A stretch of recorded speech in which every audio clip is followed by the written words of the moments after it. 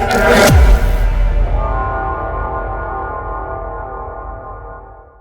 दोस्तों, आप सभी का क्रिएटिव लर्निंग चैनल पे स्वागत है।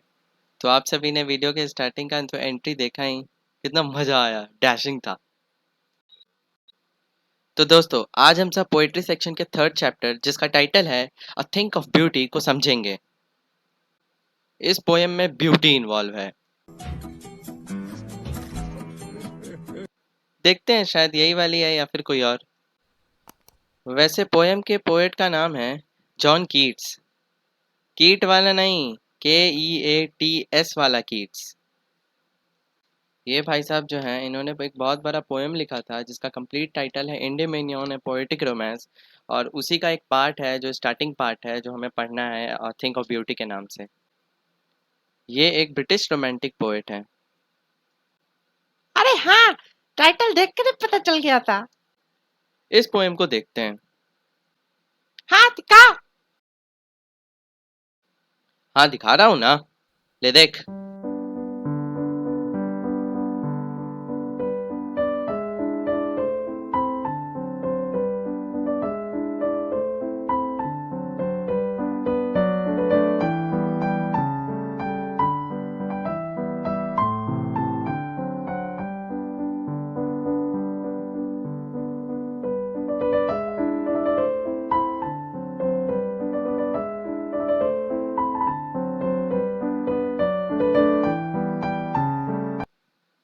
देख लिया तो चलते हैं आगे। अच्छा, चलिए देखते हैं पहले पार्ट को। A thing of beauty is a joy forever. Its loveliness increases, it will never pass into nothingness, but will keep a bower quiet for us and asleep. भाई देखो यहाँ एक वर्ड आया है, बोअर। कंफ्यूज मत होना। हाँ हाँ, कंफ्यूज नहीं होंगे। अब इसका मतलब भी सुन ले।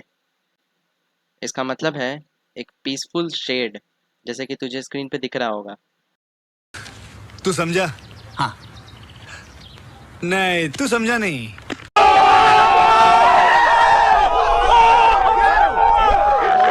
बहुत हो गया वो, आगे बढ़ते हैं। इसमें पोएट ये बता रहे हैं कि खूबसूरत चीज़ें हमारे लिए हमेशा एक खुशी का स्रोत होती हैं।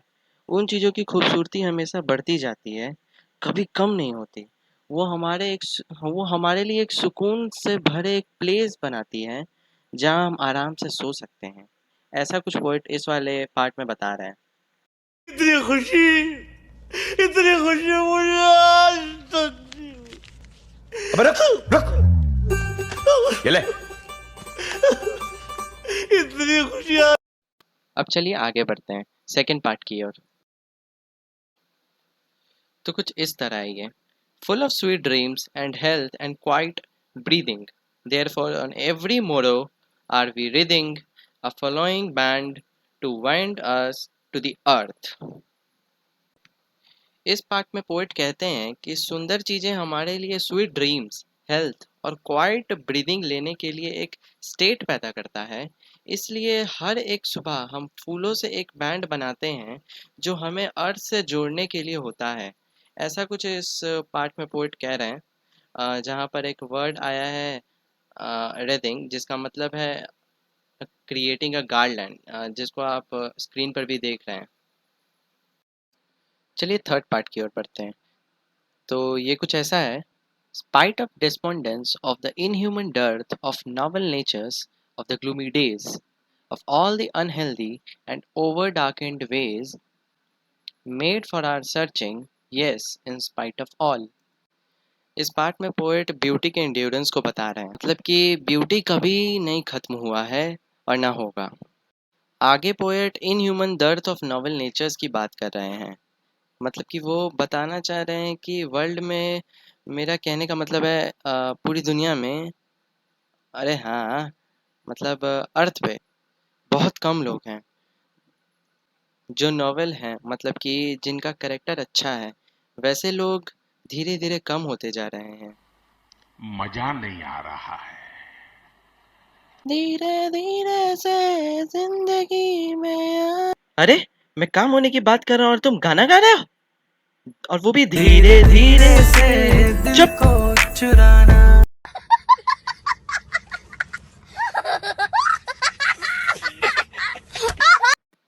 आगे सुनो। और पोएट बता रहे हैं कि इस दुनिया में अरे कहना क्या चाहते हो? हाँ हाँ, मतलब अर्थ पे बहुत तरह तरह की प्रॉब्लम्स, हार्डशिप्स। अब बता हार्डशिप का मतलब? मतलब कठिनाइयाँ। बहुत तेज हो रहा है, बहुत तेज हो रहा। हाँ, पता चल गया कि तुमको आता है। हाँ, तो मैं कहाँ था? सर ब्यूटी क्वीन के बारे में बता रहे थे। हाँ हाँ, याद आ गया। हाँ, ये पोएट बता रहे थे कि इन सभी प्रॉब्लम्स के बाद भी ब्यूटी आज भी कायम है। बहुत तेज हो रहा है, बहुत तेज हो रहा। ऐसा ही कुछ पोएट इस पार्ट में बता रहे हैं। आगे बढ़ते हैं नेक्स्ट पार्ट की ओर, पार्ट नंबर 4, जो कुछ इस तरह है। Some shape of beauty moves away the pall from our dark spirits, such the sun, the moon, trees old and young, sprouting a shady boon. Poet यहाँ ये कहना चाह रहे हैं कि ब्यूटी का कोई शेप हमारे डार्क मन से सैडनेस को दूर करता है। जैसे कि पोयम में पाल यूज़ किया गया है, जिसका मतलब है सैडनेस को रिप्रेजेंट कर रहा है। फिर पोएट डिफरेंट डिफरेंट नेचर के चीज़ों को, जैसे sun, moon, old and young trees की बातें करके ये बता रहे हैं कि हमारे लिए एक वरदान है ये, एक बून है ये। सर तो पागल है। सॉरी बोलो। ए, क्या बोला क्या बोला? ऐसा कैसे बोल सकते हो तुम? शांति से सुनो, ज़्यादा मत बोलो। हाँ ठीक है। तो चलो नेक्स्ट पार्ट की ओर बढ़ते हैं, पार्ट नंबर 5। तो ये कुछ ऐसा है।